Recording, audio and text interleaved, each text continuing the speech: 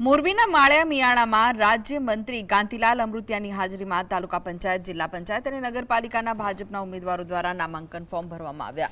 મોટી સંખ્યામાં કાર્યકર્તાઓ અને સમર્થકોની હાજરીમાં કાંતિલાલ અમૃતિયાએ જિલ્લા પંચાયત, તાલુકા પંચાયત તેમજ માળિયા નગરપાલિકાની 24 બેઠકમાંથી 17 બેઠકો જીતવાનો વિશ્વાસ વ્યક્ત કર્યો। ભાજપના જિલ્લા પંચાયત ઉમેદવાર મનીષ કાજીયાએ મોટા દહીસરામાંથી ફોર્મ ભર્યું। આ દરમિયાન ભાજપ તેમજ કોંગ્રેસના ઉમેદવારો અને સમર્થકો તાલુકા પંચાયત અને નગરપાલિકા કચેરી ખાતે મોટી સંખ્યામાં ઉપસ્થિત રહ્યા। ઉમેદવારી ફોર્મ ભરવાને લઈને કચેરી ખાતે મોટી સંખ્યામાં સમર્થકોનો જમાવડો જોવા મળ્યો હતો।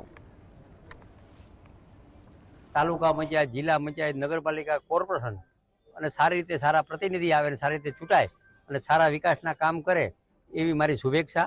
અને જેને કમળ મળ્યું છે એ બધું ભૂલ્યા વિના, કારણ કે ટિકિટ માગવાવાળા ઘણા હતા, દેવાવાળી 15 ટિકિટ હતી, એટલે બધું ભૂલી અને આપણે સૌએ સાથે મળી અને જે નિશાન ઉપર જે લડતા હોય એને માળિયા તાલુકામાં, સમગ્ર મોરબી જિલ્લામાં સારી રીતે કમળ કેમ ખીલે એવા આપણે સાથે મળીને પ્રયત્ન કરીએ।